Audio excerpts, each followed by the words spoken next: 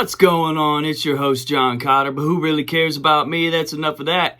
I got an interview to show you that I did recently with Prod Benny, produced by Benny. Ben is signed to Sony. He's worked with major artists like Lil Mosey, Nebukinizaoshs, Youngeen Ace, and more. So check this interview out. Had to do a quick intro, and you know what I got to do. Like, share, subscribe. Check it out. Let me see. Yeah, work now. Hey, you learn something new every day. No, I mean, you probably already knew that. But no, I got you.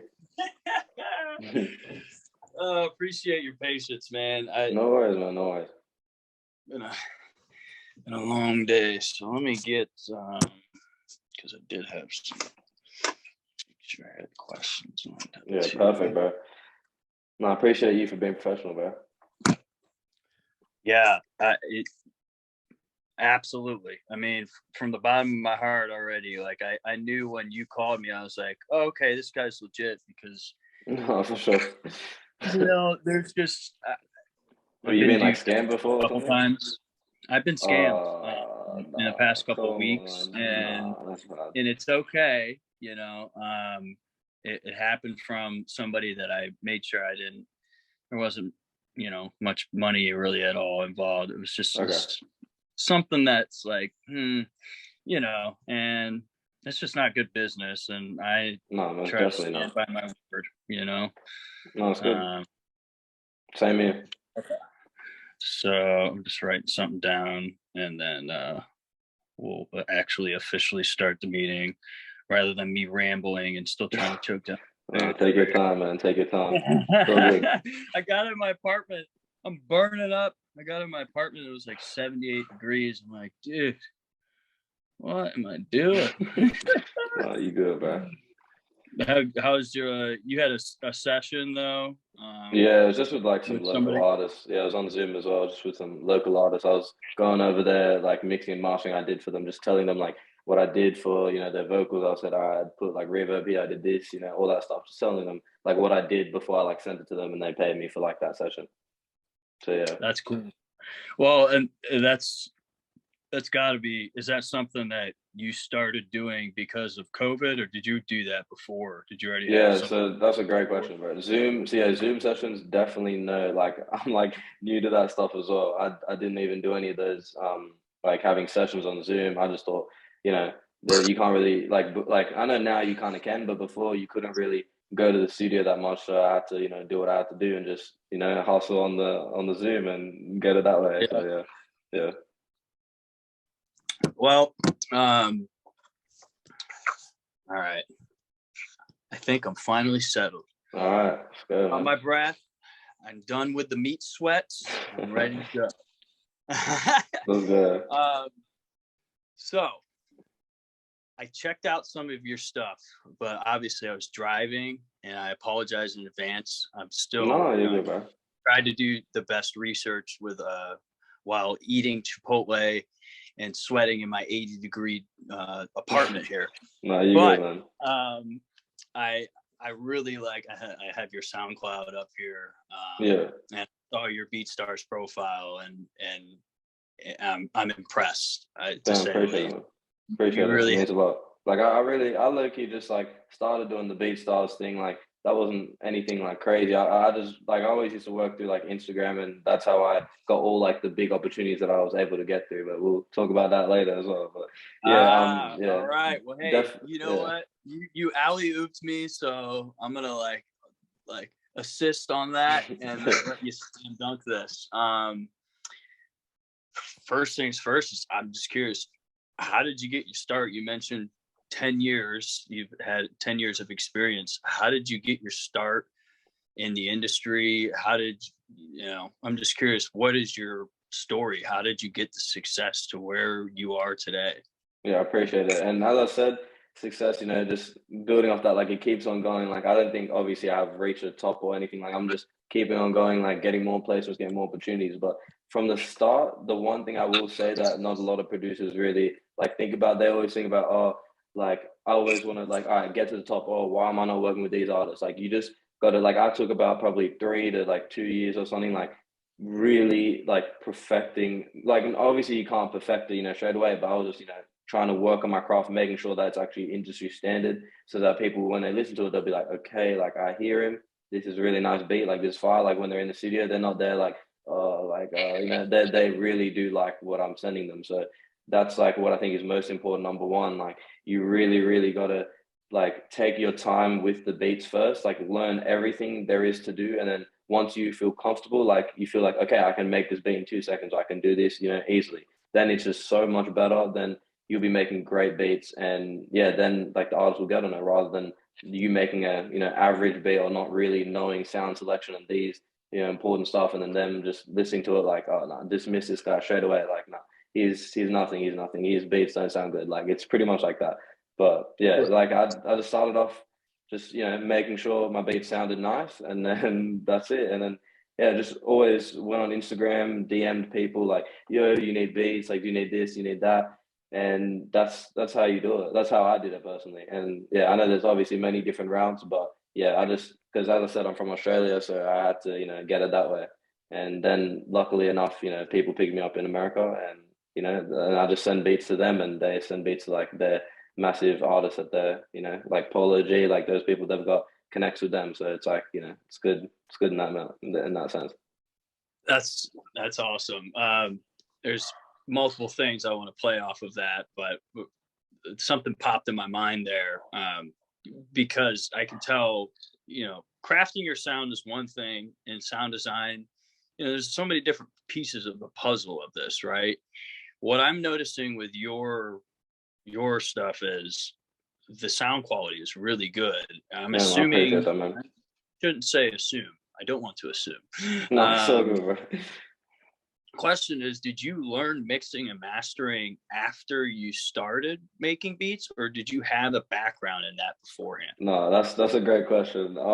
Yeah, I definitely didn't know anything like about mixing and mastering and doing all that. Like I just used to make beats on like a very bad laptop. Like it took me like 20 years to load up FL. Like it was bad. But yeah, no, I just kept on just made beats first, and I kept like the limiter on like FL, which you shouldn't really do. There's like a limiter on the master. I don't know if you use like Fruity FL limiter. Yeah, there's that. Yeah, you shouldn't like keep it on. Yeah, like if you keep it on, like it just it makes it sound like a little bit weak. Like you can if you want, but like personally, I just like it off. But I kept it on like for years and years, and I was like, damn, why does my 808s hit hard? Why is my beat too hard? Like it was always questions like that. But yeah, you definitely have to take that off, and then they smacked really hard after that. Yeah, that's kind of like putting saran wrap on the toilet. No, I'm kidding. No, it's real though. No, I get you. Yeah, that's wow. But you probably okay. You obviously you discovered you had the limiter on, and I'm not here to talk about myself, but I have plenty of more embarrassing stories, so don't feel guilty about that. Did you use at the start? Did you use the soft clipper, the stock soft clipper? Exactly. So after I knew okay, I need to take this off, and they hit really hard, then I started putting like a soft clipper, like the fruity soft clipper, and then the limiter. I'm sorry, not the limiter. The parametric EQ, like I think number 2 or something like that, and just boosted the highs a little bit, which made it sound a little bit more crispy. And to be honest, that is literally like for one of the Youngeen Ace songs that's coming out. Like I had to make like about 20 beats for him, like just pump all those beats out to try and get an opportunity to be on the album. And thank God, I think like hopefully I am on the album. But yeah, there's like a lot of, you have to make a lot of beats in that small amount of time. So mixing properly how I usually would do for studio sessions, like that was like out of the picture, because I was just trying to make like hard beats like very, very quickly. Like so I'd be doing like 10 to 20 minutes making like the best beat I possibly could, moving on to the next beat. Like it was like that, like probably for like a solid week or something, and then sent all the beats to the label, and then they got a song back like soon. So it was, yeah, I'm pretty grateful for that. But as I said, like that's why you gotta keep your head down, keep working. But for those mixes, all I did was literally put soft clipper, parametric EQ, boosted the highs. That's it, and it sounds really like high quality, because all I did was boost the sounds of the actual like drums as well. So in FL Studios, I like turned the knobs like very like loud, so it was like peak loudness. So yeah, it kind of did sound like it was clipping a little bit, but then when the artist actually uses the beat in the studio, they've got professional engineers and things like that that know how to do it. So it's better. Like some people say, it's better when the beat's actually louder, and then once it goes into like a session or something, then they can turn it down and do whatever. Like it's better if it's like loud, and then they can do something like that. If that kind of makes sense. I would imagine they would take they don't want it at 0 dB because then No, the exactly. vocals would be distorting. So they'll probably drop the -4, -6 dB and give it some headroom. Yeah, that makes a lot of sense. That's really cool. That I just have a lot of admiration for that, being able to audible and go, okay, I need to do this type of pace, and here's my quick solution to it. Because a lot of people that at least I see, or maybe, I don't know, do you see this, that people get really obsessed with the mixing aspect, which is important? Sure. But, No, I get you, but like as I said, if I really did focus on the mixing and make sure, okay, this is like the best mix I've ever done, like the most crispiest mix, I probably wouldn't have got that one beat that he like now is on the album, if that makes sense. But yeah, no, I'm all for mixing though. Like I love, like I appreciate all the people. Like I know a couple producers. Like there's this like drill producer that I used to work with called Chris Rich, but he's so hard on like all the drums he does, and all the mixes sound incredible. So like, and his stuff usually is simple as well, and like Old Boy as well. Like his stuff's super simple, but yeah, like I think if I'm making a beat really, really quickly, and I know that like I've got an opportunity with him, like whatever to be, Rod Wave, whoever, like I know I have to knock out like 20 beats to be like, okay, yes, like you can get an opportunity at this album, like you just got to send a lot of beats. That's all I'm thinking. I'm thinking, okay, quick mix at the end of like of a make the beat, arrange the beat, go to the thing, take out the limiter, soft clipper, parametric EQ, boost highs, exporter, finish. Nothing on the melody, nothing on the drums, literally nothing. Like super, super simple. Like unless I want to do something to the melody, like cut the low end or something like that. But usually it's just super simple, man. How did you? And I know, am I pronouncing this right? Youngeen Ace? Youngeen Ace, like Ace, so ACE. Gotcha. Youngeen Ace. Was that your first placement, or who was your first placement? And how did well, yeah, like it depends. It depends if you're talking about major placement. Then let's just say I got a lot of unreleased songs, but the first major placement that's probably going to be released is this one. But I've got heaps with Nebukinizaoshs, which is like the guy that did that Gassed Up song, which was like went crazy. And just a lot of just heaps. But obviously, yeah, like that's why I know like I've got an opportunity on this album, because it's come to that point where they got to get lawyers involved, talk about cuts and splits and all that. So that's why it's becoming more real. When usually I just get a song back, I get the full song, and then like nothing happens. I don't hear anything back after that. But now it's like actually moving forward. So that's how you kind of can get a sense of, this is actually gonna go somewhere now. That's awesome. What surprised you about that? So I'm going to try to put myself in your shoes. So you have done a lot of these, and you've got things back, but there wasn't something, finalized. But this one,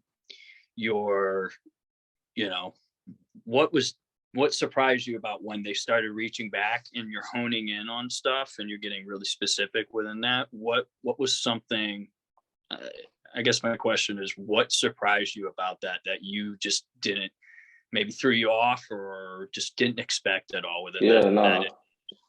Yeah, I was just super excited. Like once I saw like all the stuff coming out, like, oh, this is gonna happen next, and this, talking about all these splits and everything, it just made me feel excited, and actually felt like, okay, damn, like I really do gotta like a proper placement coming in now. It's gonna like boost whatever like my like following, and people are gonna actually see, okay, now like he's been on this, he's been on that. But yeah, there's just so much stuff I wish could come out, but got to keep it in the folders. But but literally that, right. You never know.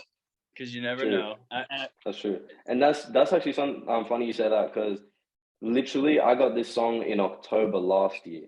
So October last year, I've got that song. We got the snippet, like everyone heard the snippet on Youngeen Ace's page. And I was like, all right, but like that's cool, but you know, that's happened a lot, but you know, nothing's come out. And then recently, probably like a month, like last month or something, I've started getting the contracts on myself. So you can imagine that's how long a producer has to wait sometimes to actually get confirmation or get all this stuff. So it's hard to say like, oh yeah, like it's cool if you get something with this artist, but you know, once it starts actually happening and stuff starts, you know, coming together, then that's when it's like really I appreciate. Like it's really good. That's a process. Yeah. Yeah, that's a process. For sure.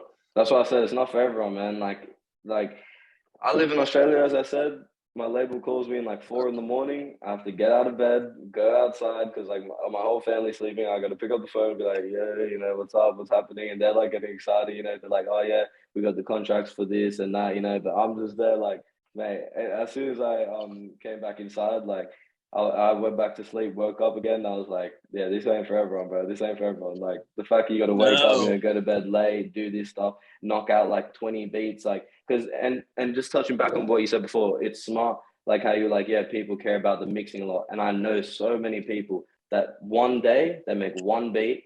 All right, bro, the mix might be perfect on that beat, but bro, you've just lost all of this opportunity with so many artists or so many like opportunities. Because I know if an artist listens to one beat, they might be like, oh yeah, that's the one, or like, no, that's not the one. Like, and then that's it. You've only sent one. Like, then your opportunity is gone. Then move on to the next pack. Like that's why you got to stand out. You got to make a lot of high quality, good beats in the short amount of time, in like the shortest amount of time you can. I know that sounds, you know, like hard to do, but like you just got to, you know, figure out what way, like, you know, works. And even using presets as well. For example, like if you go to your master track, you might have a preset already set where you just drag it in, drop it, and then it gives you all the mastering presets you already have, which I've done before for certain songs. And like that's why I think it's smart as well, because that cuts time out straight away again, so you don't need to waste any more time. You just go straight into it. Right. Yep. Taking the stems and just running them over. I've actually set up a mastering profile or exactly template specifically for that. Exactly. And I'm not as I would be willing to bet that I'm not as fast as you, I'm sure, but I'm getting better. No, for sure. But what about some of the other smaller artists that you've worked with? Maybe more local, or I don't know. Are they more local, or maybe some smaller US artists? I've definitely worked with a lot of like local Australian people. I don't like really do that as my main thing, but definitely on the side, like I love to do that, because you know, coming up from here would be like pretty cool as well. But as I said, mainly my whole game or whole scene is over in America. But like right now, I work with heaps of Australian artists, and yeah, they're all dope. But it's just mainly like singing beats and like singing kind of R&B type of style. So it's not really the rap stuff that I'm like used to. So it's also good for me as well, because yeah, I'm making like whole new catalog of different sounding beats. Like it's not just, you know, Gunna beats or these beats or Rodway. Like it's like, you know, like scissor type beats, or like, you know, these people, these pop like icons right now, like Ariana Grande type beats and things like that. I was gonna ask you too, how do you balance that? There's so many things that I hear online from people that say, well, you have to focus on one thing, and you know, which I understand. There's got to be an aspect of that. You have to, like we talked about earlier, you have to get good at what you're doing. Of course. But how do you balance that? Is that something that, I don't know, maybe you had always done a little bit and then now you're expanding, or are you fresh to that? And that's in regards to, okay, just trap beats, okay, and now you're expanding more into maybe some more singing, melodic R&B type of stuff.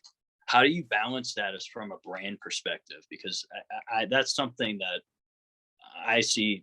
There's so many questions on that I see out there, but that's what I'm curious for you. I get you, because a lot of people always say, oh yeah, just stick with one artist and then like just go with that artist, make beats for them only. Like I've heard a lot of people just literally say that. And look, that's no worries as well. I'm not here to say, oh, like that's not good at all. Like I know many people in my like circle of friends that literally stuck to one artist, and then that's it, and they got a placement with them. Like, it's possible to do it that way as well, but why would you limit yourself to that? You know, you have so much more potential in what you can do, and I would believe you can work with anyone. That's what I want to do. I want to be in the studio with Ariana Grande. She likes one of my beats. I can be in the studio with like 21 Savage, and he'll love one of my beats. Like, it's just that different, like you know, scales and all that. So yeah, this is being if you like have the talent diverse, to do that, yeah, if you're versatile enough, then why not?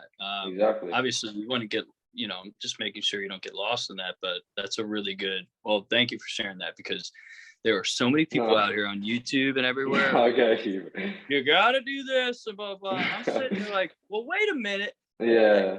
I made a Uzi beat the other day, and I love it. And then I have a lot of like this melodic type of stuff with my own piano settings. All of it's my own creative stuff, and it's very specific. There's, you know, it's my own piano I've engineered and have the presets for, and I love that. So those are contrasting, right? But of course, it's refreshing to hear that, because yeah. how do I market this? Because, you know, everybody's telling me that I gotta do one thing. I'm like, you know. Yeah, no, definitely. Look, like, if you want to do your own thing, like one thing, that's like perfectly fine. I'm not saying don't do that, but I'm saying, why limit yourself? That's the only thing I'm saying. Like, as I said, like, you can be in a room with a pop singer and a rapper and still make crazy, like, quality content for them. That makes sense. That would be like the ideal situation, because then no one's stopping you, bro. Like, if you can do all that, it's crazy. Yeah. I got a little excited, and now that my food is settling in, I got to take a step back. When you started, because you started 10 years ago, how did you start connecting with artists as far as the DMs? I know you said Instagram, obviously Instagram.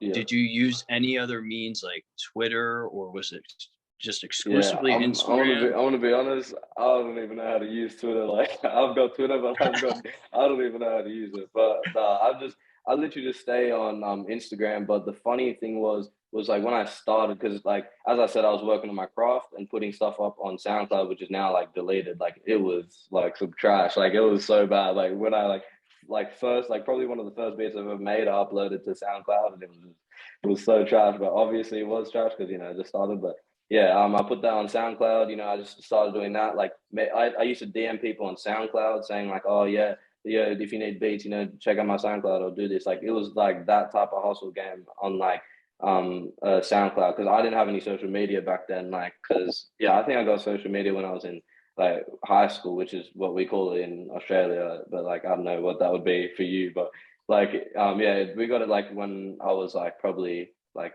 like 14 or something, or like, I got it like late, so I didn't get it like early as some of the like kids usually get it in. But because like, going even further back, if you want to go like all the way back to how I actually got into like making music was that I'll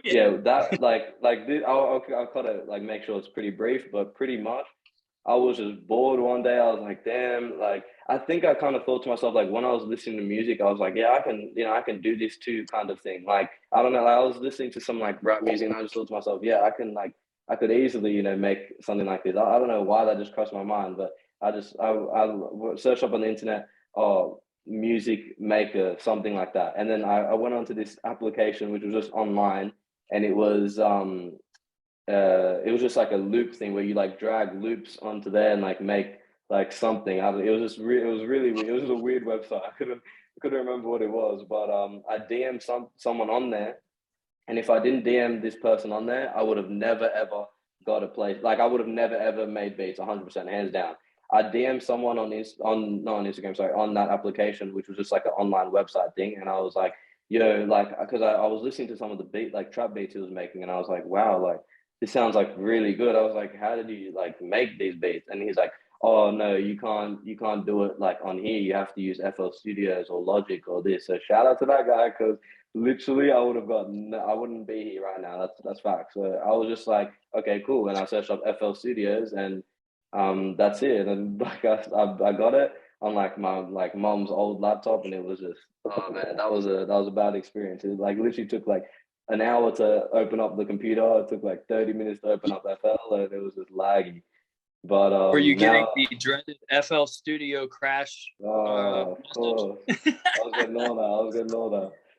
But yeah, no. But now obviously we're all good. But yeah, and then that's it. I just, looked up, as everyone else I recommend should do, tutorials, look at all that.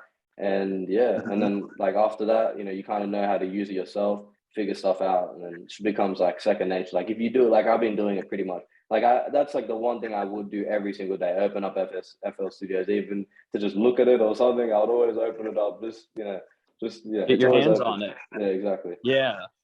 How? But definitely now as well, trying to like go into like Ableton or Logic. Like I've just been messing around on like a lot of different stuff. So Some other stuff. You mentioned, I know we were talking about loops there. Do you use loops at all? All right. And I don't. So this is a whole nother. Because this is like this is the a whole nother boogeyman for some conversation. people. This is a whole Yeah. nother conversation. So Okay. this is the problem with loops as well.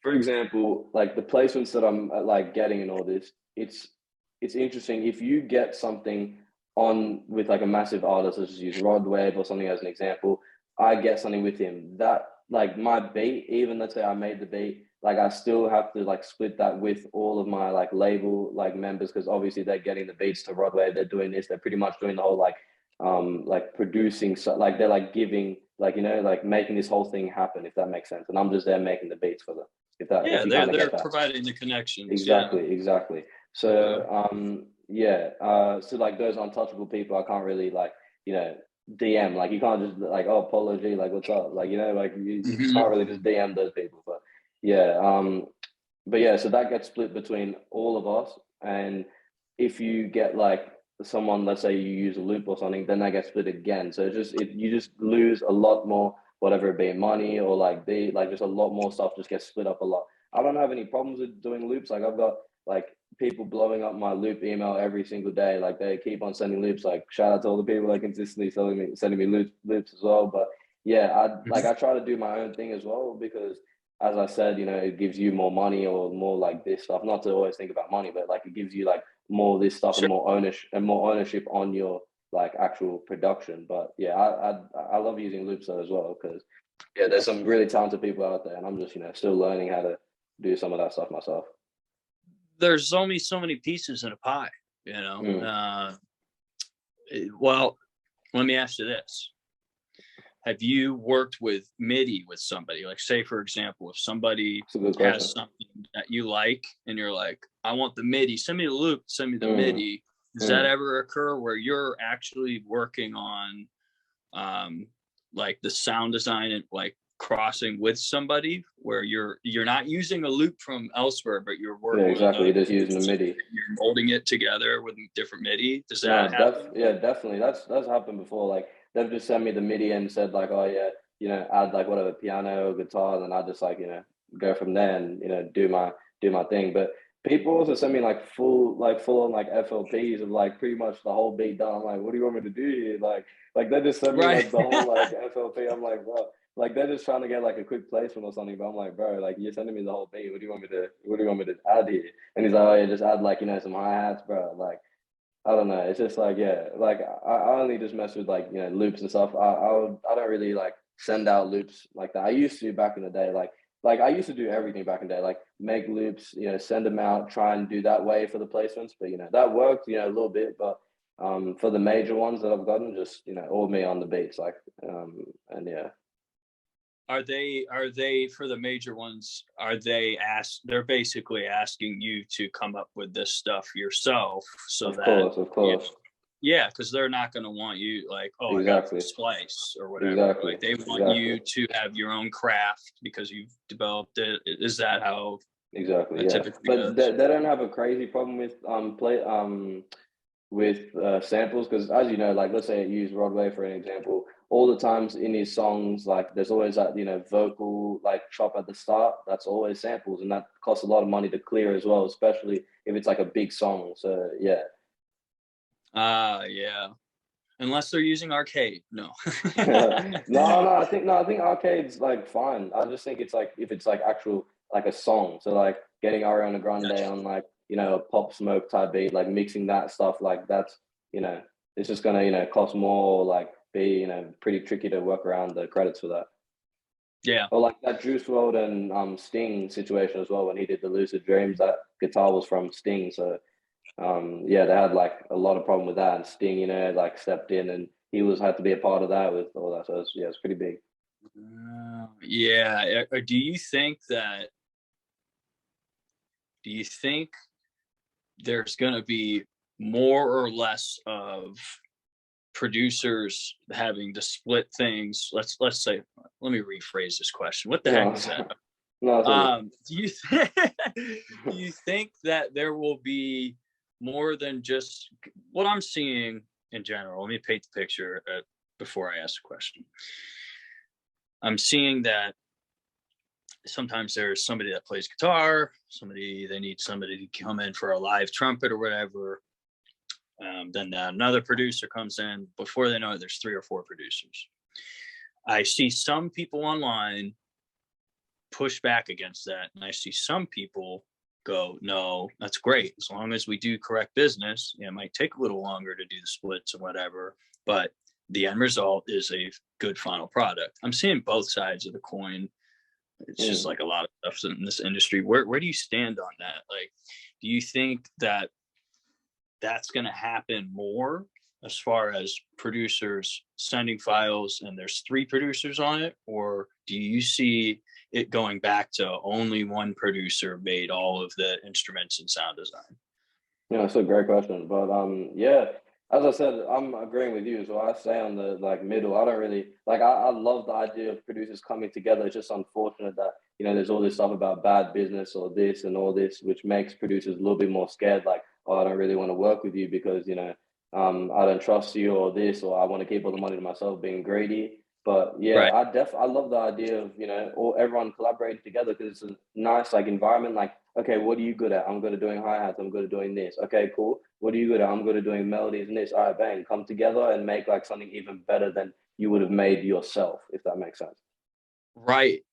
Yeah. No, I appreciate you saying that, because I'm finding there's a huge divide. There's a big divergence right now. And I've even asked this a couple of people, and I'm sitting there going, well, there's certain things that I think I'm doing really well and that are my strengths, but how do I know unless I'm talking to somebody else like you and going, what do you think? And being honest and going, okay, well, what do you like about it? Trying to figure out what I can bring to the table so that I know what I can hone in on, and then communicate that to people and go, here's what I can do. And here's some examples, instead of just being like, you know, hey, I got all this stuff. Like, bro, you got to use my stuff. Like, this, bro, that's it. Like, don't mess with that roll. That's their roll. You know? No, You know, I don't care about any of that, but all I care about is like the final product. But then again, am I ignorant because I haven't really worked with that many producers? I should ask you this. What do you think? I should ask you. I got so many questions that keep popping up because I'm excited. No, yeah, definitely. Like, keep asking all of them. But I think, are you trying to say like, what, like, would I like, or when I started, did I collab with producers? Is that what you like trying to say, or something like? Yeah. How was your like, it's funny that you do say that, because that was probably what made me like get a lot better, because my beats were just like, it was either like the sound selection was off or this was off. Like right now, I feel very confident and happy with like the way my trap beats sound. But like you're seeing like the final product, but like there was like obviously years and years of just straight trash and straight like, oh, these sounds don't go together, or this doesn't sound good. Like, and that's like what collabing helped me with, because like as people say this, and like, you know, not to be rude to anyone that I've like collabed with or anything, but this is like what actually happens. Like, nah, this might come out like kind of rude, but like, it's like I heard this analogy as well, like always go to the gym with people that are better than you, because then you will like, always try to get better, and then they will like, not really like, move anywhere because they're working with like, so like if I want to get better, I will always DM people. So when I was like, let's say when I had 100 followers on Instagram, I always DM like,